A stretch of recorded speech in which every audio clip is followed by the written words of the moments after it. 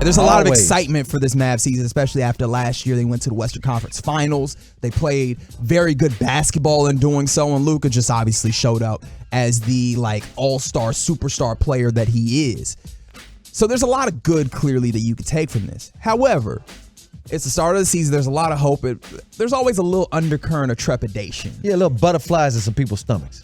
I want to get an idea of what that is for you. Truckwreck.com text line 877-881-1053. What things scare you about these Dallas Mavericks going into this season? CA, what you got? Yeah, what are some of your concerns? 877-881-1053. We would love to address some of these. And again, we'll just see how it plays out. I'm actually more excited this year than last year because last year there was a whole lot of question marks. A lot of people didn't know if Jason Kidd could coach again after the Milwaukee situation where, he was let go.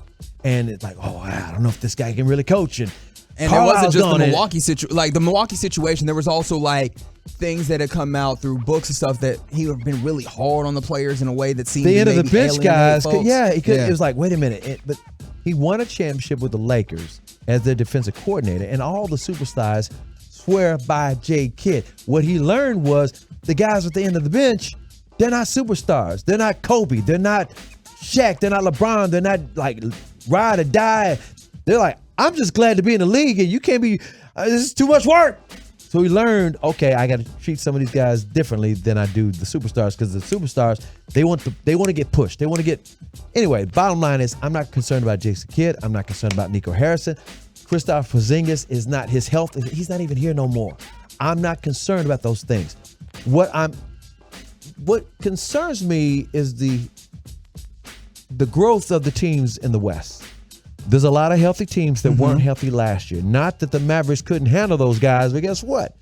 It's going to be a gauntlet. You're a target now. You went to the Western Conference Finals. I mean, you can talk about, teams that are now healthy. The Nuggets are healthy. Denver Nuggets. The Los Angeles Clippers, in theory, could be healthy. Put it like this. New Orleans Pelicans getting Zion back and all that. Yeah. Zion's added to a New Orleans team that was already a playoff team last year, scaring a lot of people.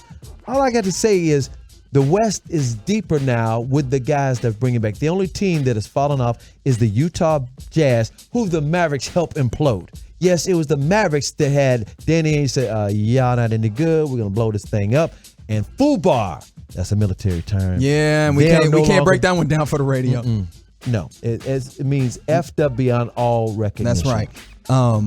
So we got a lot of people getting in. CA, don't let me forget to get mine in here. But I guess I will also come up in some of these from Opie World on Twitch. Kids saying that Woods is a sixth man, or Christian Wood is the sixth man. I'm cool with that, actually. Me too. He is a dude who's a scorer. It actually helps assuage one of my fears, which is the secondary ball handler. You have two guys that handle the ball right now, really. You have Luka Doncic, clearly, who's going to handle a lot of the load. And then you've got Spencer Dinwiddie, who is a starter as well. And it's like you need people that are going to be able to run that second unit. And I think what's going to happen is Spencer Dinwiddie will do some of that.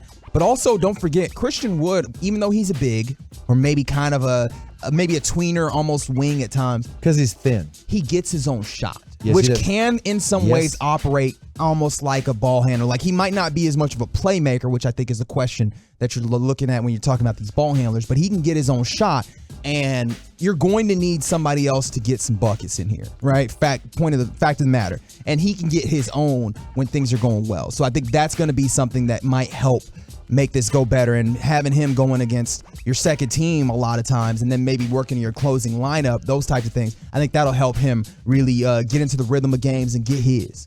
He's going to definitely get his. He's going to get a lot of his minutes. For those who are concerned about Christian Wood, you shouldn't be. Last night against the Thunder, I mean, this is just him getting minutes. He got his double-double like usual. It was like he never missed a beat. But those who are concerned about him starting, and there's really a non-issue there, JaVale McGee, he's not as good as Christian Wood. He's a bigger body, and what Luka Doncic likes to do, what they've done is they've upgraded the Dwight Powell situation. The situation with Dwight Powell is he was really a power forward, and Rick Carlisle turned him to a center, because the way Luka Doncic decodes a defense is he likes to drive into the paint, either make a layup himself or throw a lob to Dwight Powell. Dwight Powell had insane rim runner numbers. I mean, even though he was a power forward playing center. And so Luka liked to start the game because if you're going to collapse on him, he's going to find the perimeter guys. So what does that got to do with Christian Wood starting? JaVale McGee is a bigger Dwight Powell. It's not about the starts. JaVale McGee is old. He's not going to play a lot of minutes. And depending upon the team they play, Christian Wood may start some games. It's not like, okay, this is in stone and Christian Wood will never start a game. It's not about the starts. It's how many minutes does he play. He's going to play a lot of minutes, especially with Luka, because Luka's going to be able to set him up. But because he's thin, he is not a big body on the inside. You follow me? Mm-hmm. And JaVale McGee is going to help Luka, like I said, decode the defense and find the open guys on the perimeter.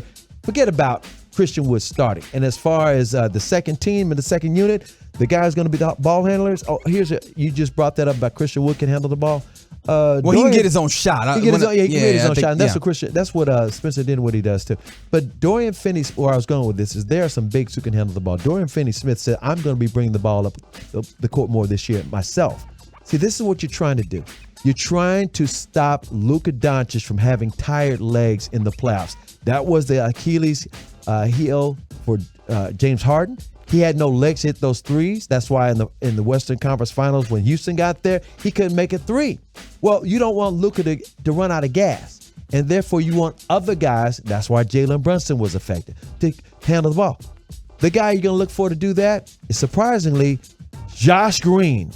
Yeah, that's going to be a concern. Did you hear about his summer? Yes, I did. And one of the things, he didn't even play with Australia. He didn't play with the national team because it seemed like they held him in and they worked with him to try and advance his game. And did you hear what he was doing? His one-on-one works. What was he? What was he doing? He was not playing with the Mavericks Summer League team in Las Vegas, but he was in Las Vegas working alone with Kyle Lowry. And Kyle Lowry said, let me show you how to do this, son. He sunned him. He said, I'm going to tell you how. You stop treating this ball like a hot potato. And I seen it with my own eyes, not only at practice, but in the fan jam. And you saw it in the preseason game last night. Josh Green has found a three-point shot and a mid-range jumper. You already knew he was athletic and you knew he could dribble. Now he is slow. In other words, all of a sudden, he slowed down and he is a viable third guard. He can be that. I'm gonna have to see it. Like, that's the thing. Well, like I have seen it. I want you to see it for yourself. I'm just telling you this. This is what I'm saying. Okay. Listen to me carefully. I'm listening. You're gonna say, CA told me about this. That's all I'm saying. I couldn't believe it either. I'm like, I've seen this guy run around with like a chicken with his head cut off, and he's got insane athletic skills. He can dunk the ball. And I'm sure you've seen it. I need it stress tested. I need it stress tested against NBA teams for a good amount of time, and we will see. And I guess, again, these are just the nerves that we have going into the season. Exactly. Right? We'll see. Oh, and the rookie Hardy. Mm-hmm. Oh my goodness.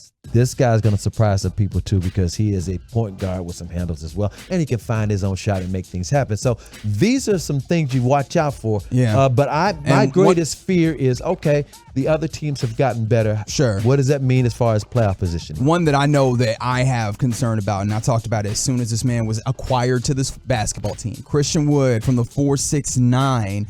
I done messed it up. Where'd it go? No, I just lost it. That's from the... 4'6'9". Concerned with the defense I saw Christian Wood play last night.